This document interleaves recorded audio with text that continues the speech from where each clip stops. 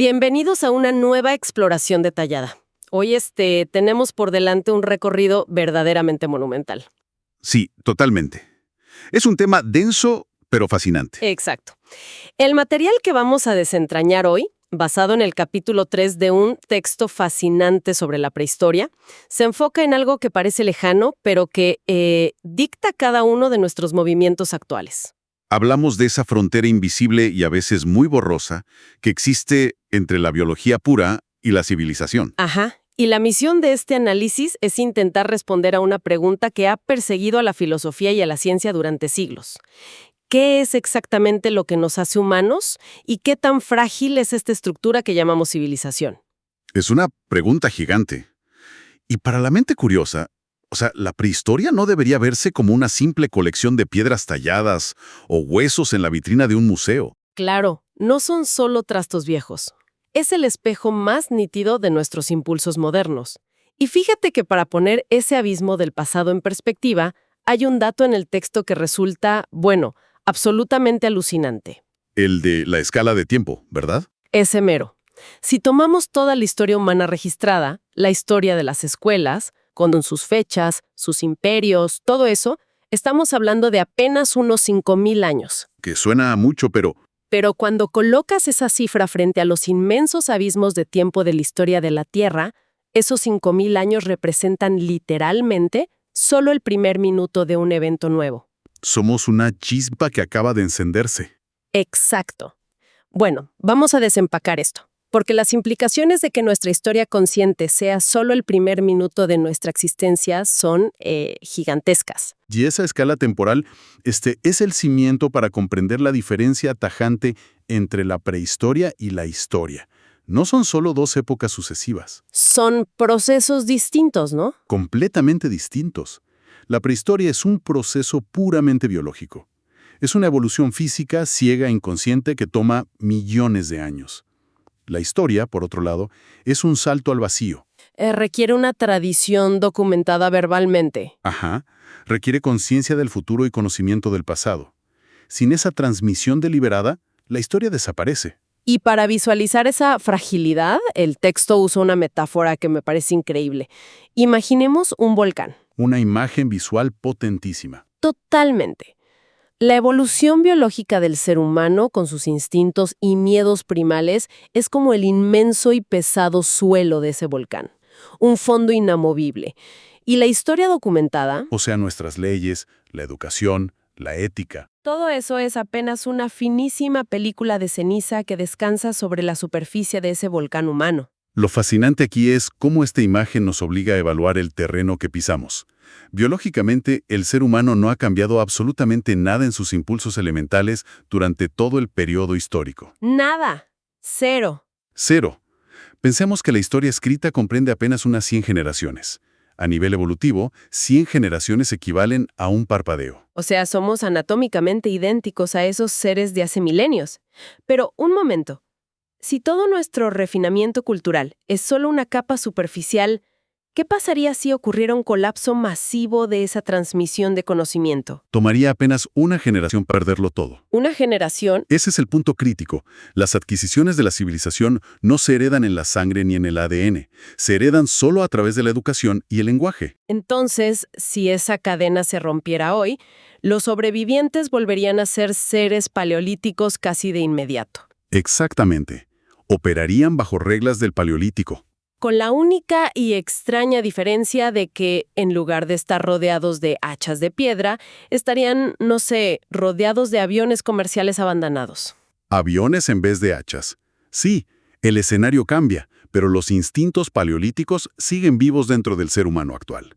La película cultural se rasga fácil, pero el volcán permanece intacto. Aquí es donde se pone realmente interesante, porque el texto introduce las ideas del biólogo Adolf Portman. Ah, Portman.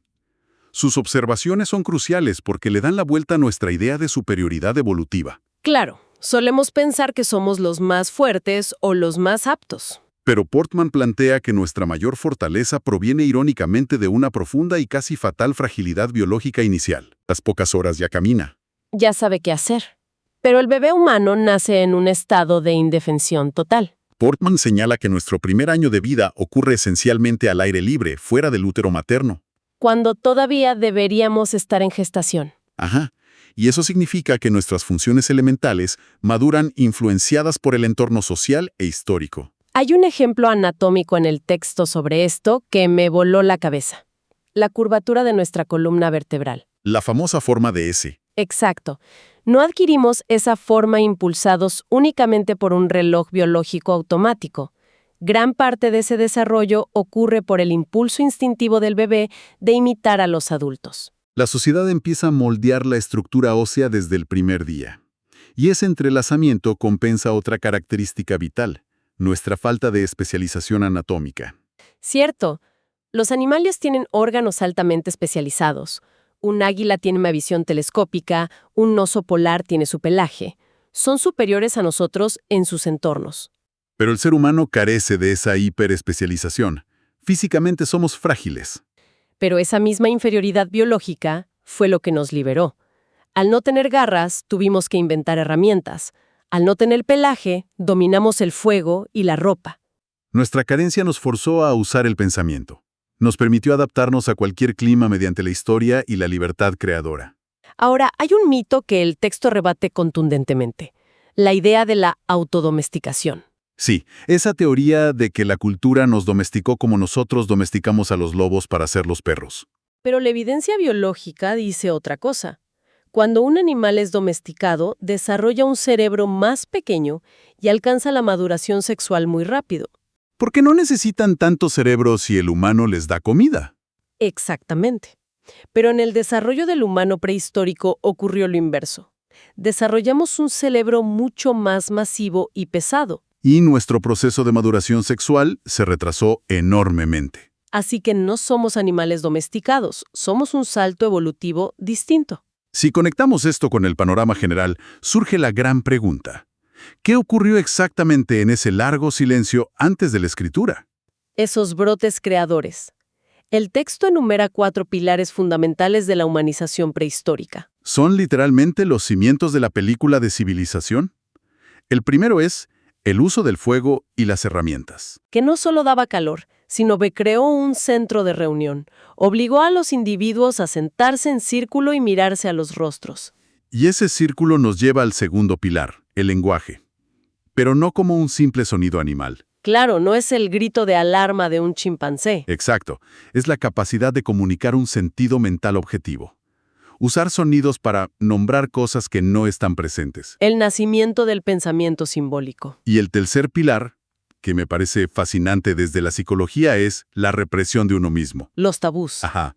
En el mundo animal, el instinto gobierna sin frenos. Pero el humano prehistórico empezó a establecer reglas no escritas, demostrando que la verdadera naturaleza del hombre es su artificiosidad. Somos la única especie que decide regularse a sí misma, contrariando su programación animal. Y eso hace posible el cuarto pilar, la formación consciente de comunidades, superando la rivalidad sexual animal y la competencia por los recursos. Logrando una camaradería consciente. Ahora, todo esto ocurrió en silencio. Las excavaciones nos dan hallazgos increíbles. Osamentas en Java, China, África. El arte de Cromañón de hace 20.000 años. Pero el texto hace una observación dura. Todos esos hallazgos materiales son espiritualmente mezquinos. Son objetos mudos. Un fémur no nos dice nada sobre el alma humana, ni a qué le temían. Y es ante esa mudez de los huesos donde pensadores como Bachofen decidieron buscar respuestas en otro lado. ¿En los mitos? Exactamente. Bachofen intuyó que las historias sobre edades de oro o la Torre de Babel no eran simples cuentos. No son hechos históricos empíricos, son herramientas, mapas psicológicos. Revelan la necesidad inmensa del ser humano de conectarse con sus orígenes. El mito actúa como un puente emocional hacia el alma prehistórica. Y toda esta inmersión nos lleva al concepto central del análisis, que es la copertenencia. El sentido de pertenecer a la misma especie. El texto menciona el debate sobre el origen de las razas, si es monofilético o polifilético. Si venimos de un solo tronco o de varios. Y destaca el dato de América, que no tiene osamentas primitivas originales, sino que fue poblada a través del estrecho de Bering. Pero el punto intelectual y emocional clave aquí es que, sin importar ese debate biológico, la distancia entre cualquier raza humana es microscópica. Insignificante. Totalmente insignificante en comparación con el inmenso abismo que separa a la humanidad del animal más inteligente. Ese abismo es lo que sella nuestro vínculo, y aquí es donde la idea aterriza filosóficamente. Esta copertenencia es una creencia y es un deber. El texto cita el imperativo categórico de Kant. El mandato innegociable de tratar a todo ser humano siempre como un fin en sí mismo, nunca simplemente como un medio. Una concepción noble que también se ve reflejada en el arte de Rembrandt, que captura esa alma compartida universal. Pero, fiel al material, tenemos que señalar cómo este deber de solidaridad es constantemente traicionado. La película de la civilización se rompe. El texto menciona atrocidades como los campos de concentración nazis. Evidenciando qué pasa cuando olvidamos ese parentesco biológico y ético fundamental, muestra la pavorosa fragilidad de la historia. Entonces, ¿qué significa todo esto para quienes buscan entender nuestro presente? La gran síntesis es que debemos comprender esta dualidad, esa capa biológica inmutable frente a la tradición histórica frágil. Quienes busquen navegar la complejidad moderna deben recordar que nuestros impulsos básicos siguen siendo los de hace milenios. La civilización no es un estado garantizado. No, es una tradición continua que requiere un esfuerzo moral y cognitivo diario para no perderse. Y esto me lleva a un pensamiento final muy provocativo, derivado de las preguntas que plantea el documento original.